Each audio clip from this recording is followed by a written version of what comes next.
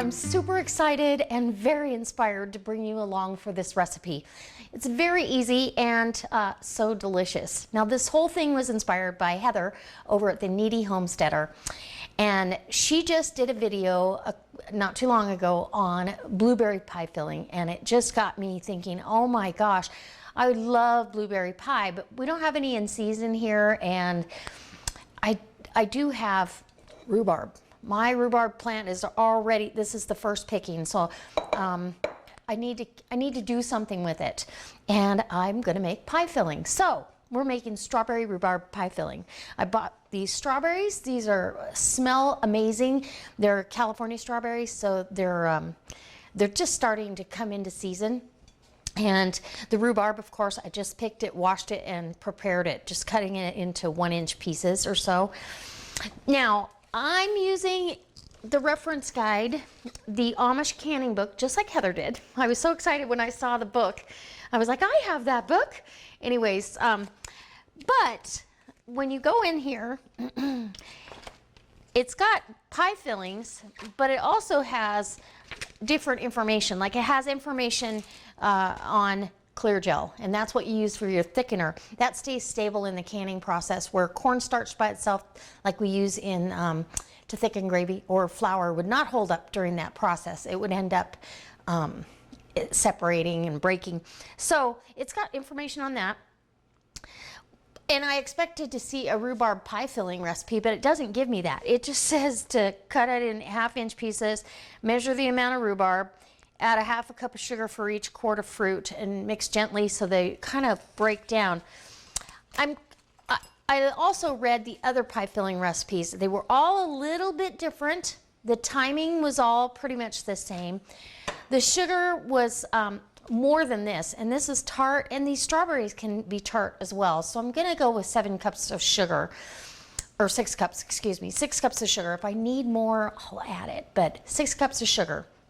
I've got 4 quarts of rhubarb and just shy of 4 quarts of strawberries. So I'm hoping that we're gonna get 7 quarts of pie filling. If not, it's okay. I'm gonna do what I can, and we'll figure out what we do with the leftovers. So, okay, to get started, you're gonna need clear gel, sugar, fruit, and lemon juice. And you wanna use bottled lemon juice because it's got a constant acidity level. You have to, if you use fresh lemon juice, you don't know what the acidity level is in that particular lemon. Some are sweeter than others, some have a higher acid content than others. So bottled lemon juice, so it's consistent. You're gonna need your lids and rings and your jars. I've sterilized my jars and ran them through the dishwasher. They're sitting in the heated section of the dishwasher. I've got all my equipment is sterile because we're water bath canning. So, and what that means, it's gonna go in a boiling water bath and you've gotta keep everything as sterile as possible. So I've got my sugar here, and what it calls for you to do, and the clear gel measurements were different on all of them. Of course, it didn't give me one for the rhubarb because it wasn't, I don't know. That's the only thing I don't care for about this particular book. But most of them was at least 2 cups of clear gel. So, and I get my clear gel online because we are not in Amish country, darn it. I wish we were.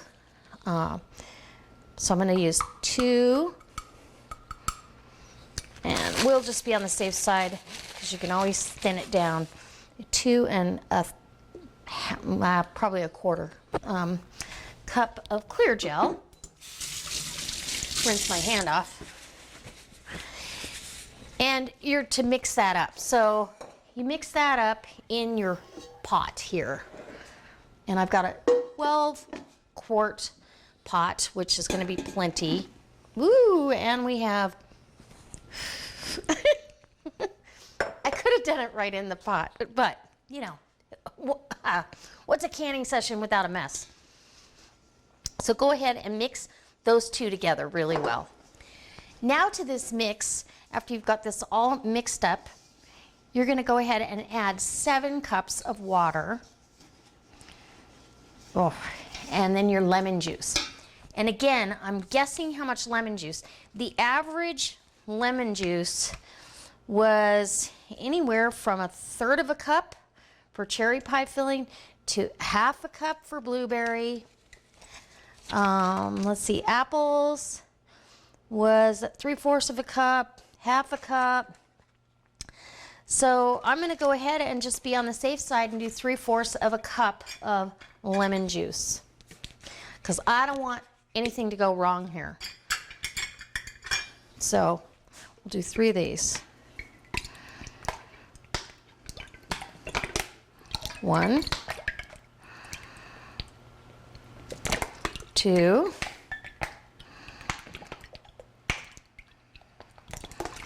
okay. Ooh, that smells good. And there you go. We almost have lemonade. Okay, so get that poured in. And you want to use cold water. You're going to bring this up to a boil, and it's going to thicken for you. And then stirring constantly.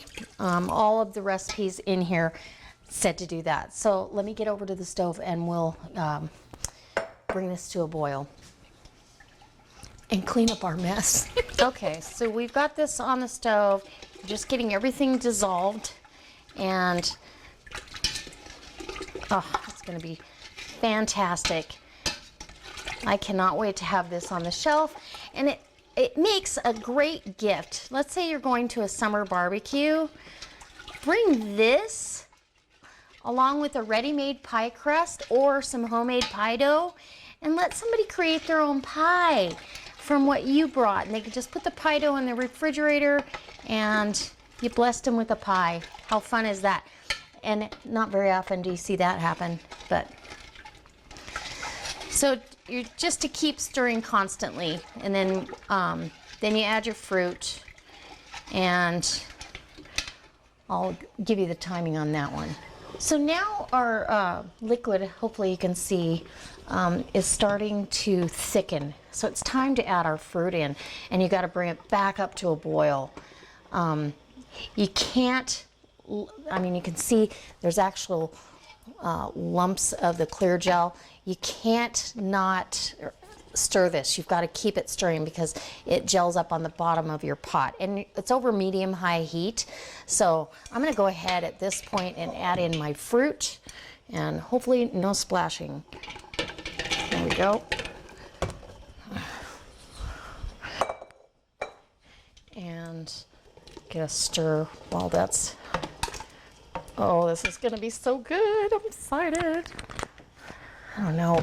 How exciting. You know what? Canning is one of the best hobbies you can have. You're putting wholesome ingredients in your pan. You're putting wholesome ingredients on the table, and your family will definitely thank you for it. Now, because my rhubarb is the green variety, I am going to add food coloring. And you don't have to. It's just going to make this prettier in the jars, because most people relate to rhubarb and strawberries as being all red. See how thick that got? Oh my gosh. You need arms like Popeye to stir this stuff. Good Lord. Okay, let's get our food coloring.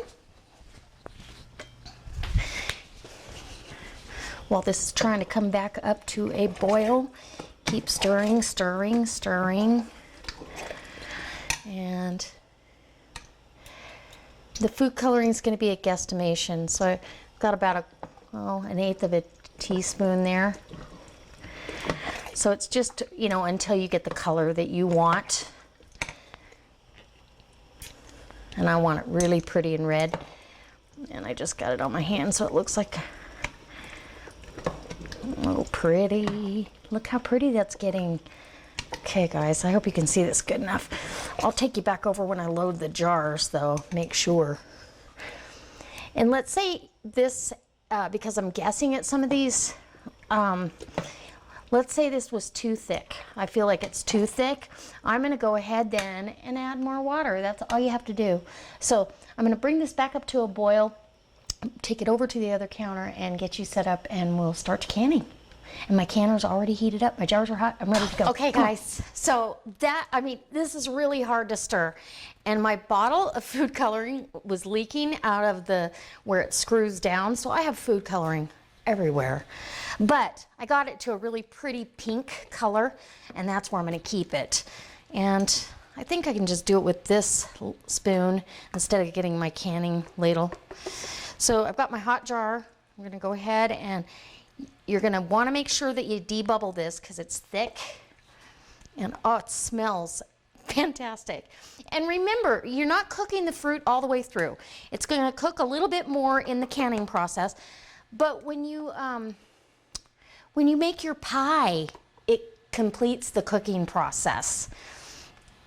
So now this book, like Heather said, calls for 1.5 inches of headspace, and the USDA calls for 1 inch. And I'm going to do somewhere in between, I think, too. Just right at the bottom lip there. And then go ahead and leave this here. And like I said, I have sterilized all of my equipment. Oh, it's beautiful. Okay, I've got a little bowl of vinegar, and let me move this, and I'll bring you in close to show you one up close. And you kind of have to work fast, but I like the fact that I've got green and red in here, and it's really, really pretty. I'm super excited. Thank you, Heather, for the inspiration, because I was going, what am I going to do with that rhubarb? I need to do something with the rhubarb. So fingertip tight, and it's going in the water bath canner. Now I've got my water bath canner to about 180 degrees, and this will rest in there until it's time to process. And you're going to cover the jars by at least 1 inch of water. You're going to bring it to a boil. Once it's at a rolling boil, you go ahead and process them for 25 minutes because of my altitude. And the nice thing about this book does tell you different altitudes, so you don't even have to worry about it. All right. Oh, it's pretty and pink. All right. It says summer. Okay, so we've got our second jar here. We're going to go ahead and give you a close-up of how pretty this is. And look at how pretty my hands are. And I've washed them like 3 times now. It's going to have to wear off. Oh, there's nothing better than a strawberry rhubarb pie in the summertime, in the springtime, and we have a big barbecue coming up. So guess what I'm making? I'm gonna make either some turnovers or a pie. I haven't decided yet. Get your debubbler. Go ahead and debubble that. It actually can use a little bit more. Is that not the prettiest thing you've ever seen? And a quart is the perfect size for a pie, a 9-inch pie. So get the next jar ready. And that's a good inch, a little over 1 inch of headspace. And there you go. And I'm doing all button top lids today only because if I give this away, I won't get my Tatler lids back. So we're going to put this in the canner and let it rest until I've got the rest of them. Look how pretty. And you can see the chunks of rhubarb, and oh, it's beautiful. So guys, I am done. I have my pie filling is done. I got the food coloring pretty much off my hands, a lot of hand washing, and I'm excited to bring you along for this. Now, once this canner came up to a boil, I started my timer and I timed this for 25 minutes, and that was because it let me know for my altitude range that it needed to be 25 minutes. So, once I turned the burner off, after the 25 minutes was up, I went ahead and let this sit in the canner for 5 minutes. And the reason I did that is every jam or jelly recipe that I've ever done always has you do that. And even though this particular canning book doesn't have you do it, it can't hurt. And it lets the jars kind of come down a little bit off of that angry boil. If you can contain yourself, sometimes it's hard to contain yourself. And oh, look how beautiful. Oh my gosh. Okay, so I've got to get my pot holder here. And I got 6 and maybe, let's see, I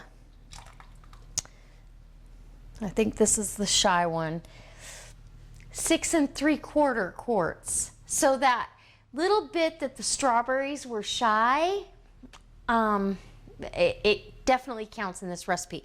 Their recipes are spot on to the tablespoon. So, and Heather even said that in hers. Look how gorgeous this is. It is absolutely beautiful. And you can see all the pieces of rhubarb and strawberries. And I'm glad I added the food coloring. It makes it very appealing, but yet you can still see the green pieces of rhubarb. So we're gonna set this over here. And this jar that's, well, it's about 80% full. It's only about 1/2 inch from the Headspace. I'm going to use that in a crumble for my husband and I. So it won't go to waste, trust me. And I went ahead and processed it. I'm going to use it within the next couple of days, so it'll be fine. And then I have 6 full quarts to go on my pantry shelf. And who doesn't want a pie? I talked to my daughter while I was doing this, and she goes, I want pie. So when she comes to visit here in the next couple weeks, pie is in her future. Okay, so 2 more.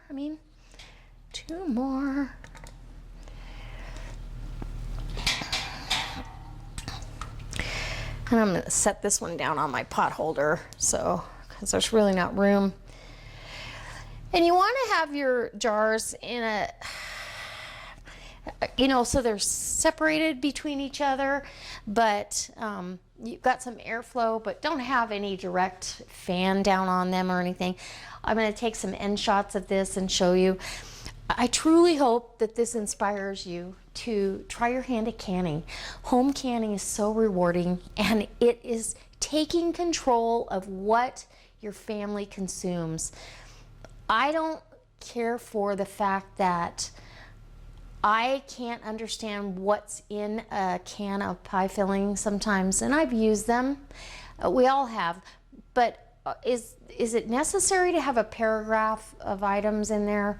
Obviously not. This was very simple. This was very rewarding on my end, and that's enough pie filling for the next year. I have no problems with doing this for an afternoon and putting this back on my shelf, because we're gonna love it, and it makes a beautiful gift. So let's say at Christmas time I want to give out a pie gift. I can put all the ingredients of my pie dough into a container and this, or I can just literally make up pie dough and have it ready to go and give that as a gift, or like I said, take it to a barbecue. So guys, I hope it inspires you to get as excited about this as I am. And thank you, Heather, because this was truly an inspiration. And today, while I was doing this and I didn't have the camera on, I was watching other pie filling recipes and people video taping their experience with it. So this was truly everything I hoped for. Next time, darn it, I'm gonna have to have that extra cup of strawberries, because it really did make the difference. But like I said, it'll make a beautiful, and I tasted this. Oh, I want to touch base on that. I tasted this filling. It is not too sweet. It's got the tartness from the rhubarb and sweetness that you would hope for in your strawberries, and that distinct strawberry flavor as well. So it's going to be a fantastic pie filling. And guys, as always, I hope you give me a thumbs up. If you're not a subscriber, go ahead and subscribe. Check the links below, because I'm going to have a link to the clear gel that I used, so you can go purchase that for your canning needs. It doesn't break down. If you were to put regular cornstarch or flour in this, when you after you cooked it, it's like when you reheat gravy. It falls apart. It doesn't hold the same texture. This will hold up. And so, anyway, I can't wait to see you next time for another delicious recipe, canning session, gardening video, puppy video. Oh no, did I say puppies again? There might be puppies. Anyways, and or a delicious recipe. All right. Oh, I already said that. Okay, I'll see you next time. Bye.